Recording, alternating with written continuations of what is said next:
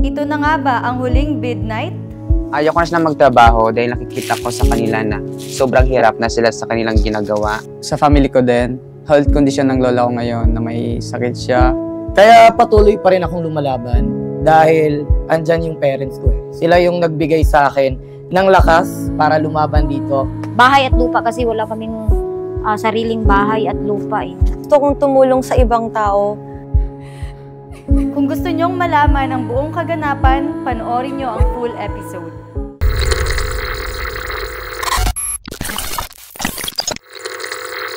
Monday night ang pinakakinakatakutan ng lahat. Dahil dito, pinapangalanan kung sino ang mga content creator na mapapasama sa weakest list. Lars, Joressa, Raynel, Lloyd D, Chandria, Lorna,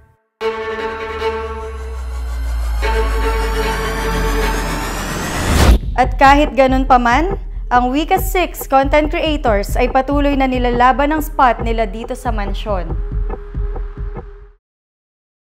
Gustong-gusto ko makuha yung 1 million.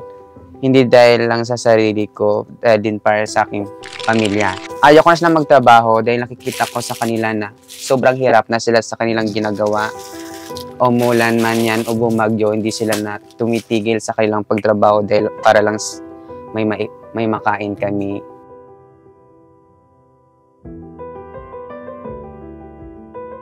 Sa family ko din, sa sitwasyon ng lola ko, sa health condition ng lola ko ngayon na may sakit siya, and sa mga kapatid ko, sa pag-aaral ng kapatid ko.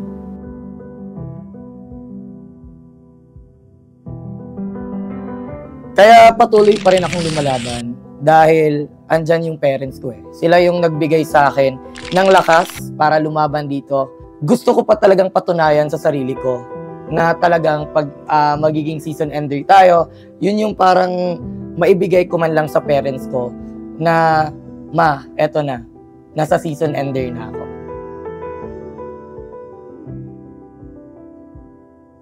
Gusto kong makuha yung 1 milyon. Syempre, unang-una dahil sa mama ko kasi may sakit siya. Gusto ko ako yung magpo-provide ng mga needs niya, lalo na yung mga gamot niya na. Pangalawa syempre din, bahay at lupa kasi wala kaming sariling bahay at lupa eh. Nakitira lang kami ako sa auntie ko, tapos yung...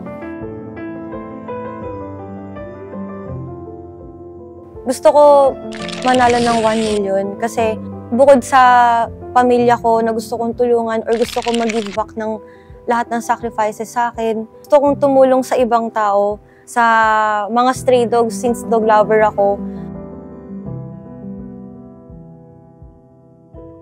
Taka din ako nung una kung ba't ako na-weakest.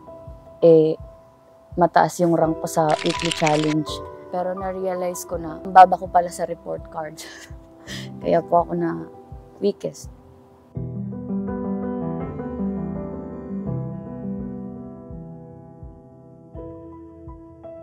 Welcome to the House of Collab Season 7 10th Bid Night. Dahil palapit na palapit yung season end, patindi na rin ang patindi yung mga pagsubok dito sa mansyon. Sa ilang buwan na pananatili dito sa loob ng mansyon, alam kong miss na nila ang kanilang pamilya. Kaya naman, may inihanda kaming surprise video para sa kanila. Pakinggan naman natin ngayon ang mensahe ng kanilang mga mahal sa buhay. Roll VTR. Mahal na mahal ka namin. Kahit nasa weakest list ka ngayon, proud na proud kami sa iyo. Kasi, andyan ka pa rin lumalaban at ipaglaban ang 1 milyon. Kaya, galingan mo dyan. Dahil papatapos na ang season ender. Ma, thank you so much. Sa mama at sa papa ko, maraming salamat dahil andyan kayo, sumusuporta kayo sa akin hanggang patapos na yung season ngayon. Hindi niyo ako pinabayaan, nandyan pa rin kayo, sumusuporta kayo sa akin. Maraming salamat. May mensahe din sa iyo ang pamilya mo, Raynel. Proud kami sa'yo kasi unti-unti mo nang naabot yung mga pangarap mo. Ingat ka dyan palagi. Galingan mo dyan, Renel. Alam namin na kaya-kaya mo yan. Hi, proud Kuya Sir. Hi, Nel. Gusto lang ipaalam sa'yo na nakaka-proud ka. Kaming pamilya mo, kaming lahat. Proud na proud sa'yo. Advice ko lang na sana huwag ka magpadala sa mga negative na nasa paligid mo. We love you, Renel. Bye! I love you.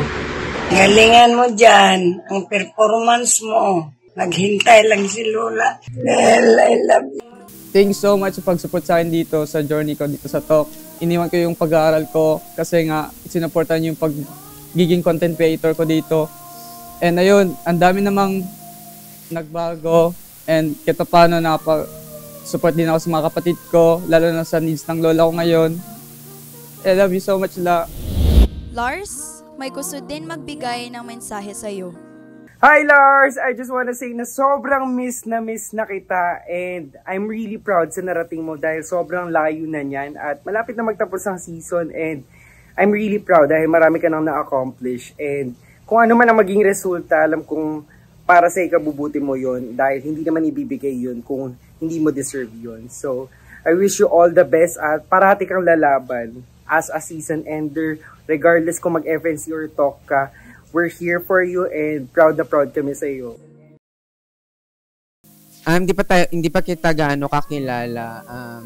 Tinatrato mo akong totoong kaibigan. And then ikaw sa isa, hindi ko din in-expect na ikaw sa isa sa mga magbigay ng message sa akin.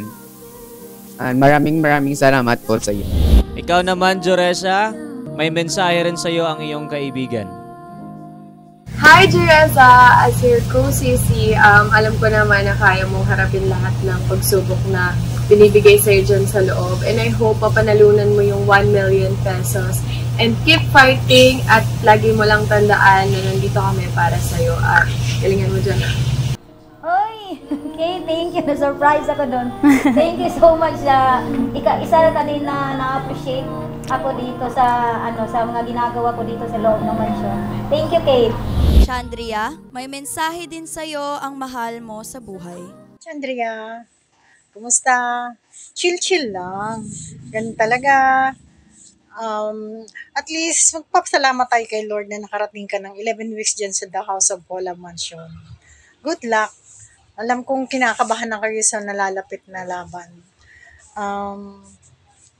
Basta, namimiss ka na namin. Wag lang makakalimot kay Lord. Yun lang, be. Thank you sa paglakas ng loob sa akin dito sa loob ng mansyon. May times na hinahanap ko yung presensya mo, pero thank you kasi sa panahon na ganito na nahihirapan ako, lumakas na yung loob ko ulit. And ayun, thank you sa support mo, Ma. Mahal na mahal kita and see you soon. Hindi mamaya. Love you, Ma. May gusto din magbigay ng mensahe sa'yo, Lorna.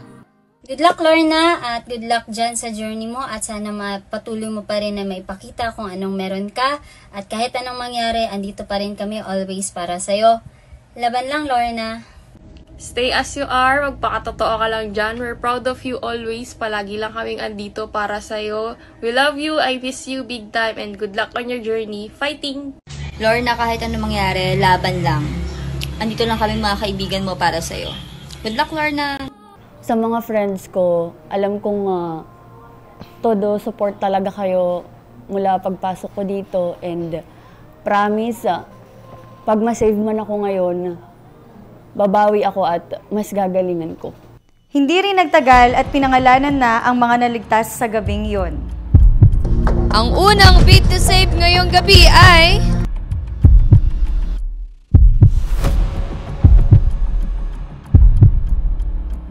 Congratulations! You are saved tonight! Makakahinga ka na ng maluwag dahil ikaw ang unang save ngayong gabi. You are saved tonight, Lloyd D! Thank you so much sa lahat ng mga sumuporta at naniniwala sa akin hanggang ngayon. At dahil nabigyan tayo ng chance, and eto na, Ma, masasabi ko na sa'yo na maging proud ka na sa anak mo dahil baka makakasama na tayo sa magiging season ender at ito yung isa sa parang ibabawi ko sa'yo sa lahat ng mga nagastos mo, sa lahat ng mga nasuporta mo sa akin dito sa loob ng mansyon. Ikaw ang pangalawang bid to save ngayong gabi. Congratulations! You are saved tonight! Congratulations, Reynel! So ayun, thank you po sa management and also kay Lord and also sa family ko and for those who support me, nagbagsak sa both things natin. And ayun, patuloy ang laban, season ender. Let's go!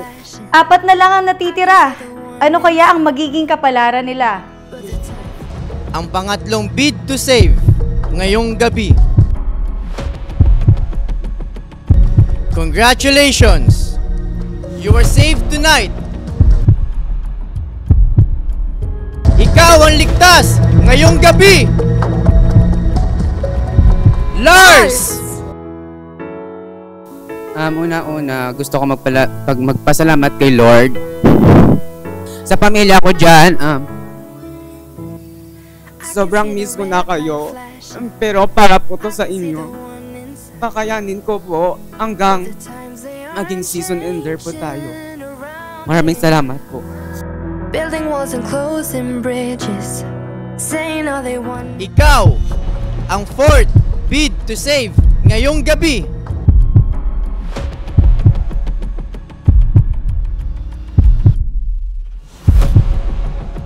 Congratulations! You are saved tonight! Joresa! Gusto ko lang magpasalamat unang-una kay Lord. Tapos, sa family ko, thank you po sa support. Sa mama at papa ko, sa mga pamangkin ko, sa girlfriend ko, thank you. Sa pag-intindi. Tapos, sa nagmamahal sa akin, sa supporters ko, thank you sa pagmamahal nyo at support nyo sa Tipan Quenyan, sa Casbinatics at sa Lorna's Babies. Thank you. Thank you sa support ko. Thank you. Wala ako dito ngayon sa kinaupuan ko kung hindi dahil sa inyo. Thank you. I might go a little crazy, but why can't you see? From 6, now, down to 2 content creators. Ikaw, ang panglimang bid to save ngayong gabi. Congratulations! You are saved tonight. Ikaw, ang panglimang bid to save ngayong gabi. Chandria! Lord, thank you. Sinave mo ako. Gusto kong mag-thank you sa management. Thank you sa CMO, Shandy Might Official. Sobrang solid nyo. Di nyo ako sinukuan. Kahit nanghihina na ako, andito pa din kayo para palakasin niyo pa din yung loob ko. Marami man nagsasabi ng negativity about sa akin, pero kayang-kaya kong bawiin yan. Andito ako para bumawi pa sa mga pagkukulang ko, magiging season ender ako. Chandria was safe, while si Lorna naman ang naiwan. Sa mga sumuporta sa akin at sa mga naniwala sa akin, maraming salamat sa inyo. Yung effort nyo para ma-save ako dito, maraming salamat sa inyo. Huwag kayong mag-alala kasi kahit lumabas man ako ngayon, magkikita-kita tayo sa labas. Hindi ko kayo bibitawan. Mahal na mahal ko kayo. And sa mga co-content creators ko, galingan nyo dito guys. And sana magkita-kita tayo sa labas. Pero hindi pa natatapos ang pasabog.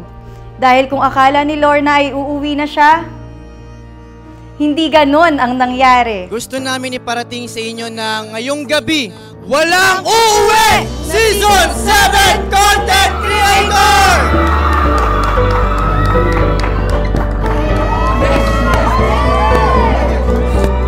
Dahil sa ipinakitang effort ng bawat isa sa loob ng mansyon, ay walang pinauwi sa mga weakest content creators. Patunay lang ito na whatever you do, hard work always pays off. Ngayon na ilang linggo na lang ang natitira sa amin, ano kaya ang mga susunod na kaganapan? Abangan lahat ng yan dito lang sa #1 digital reality show na The House of Collab Season 7.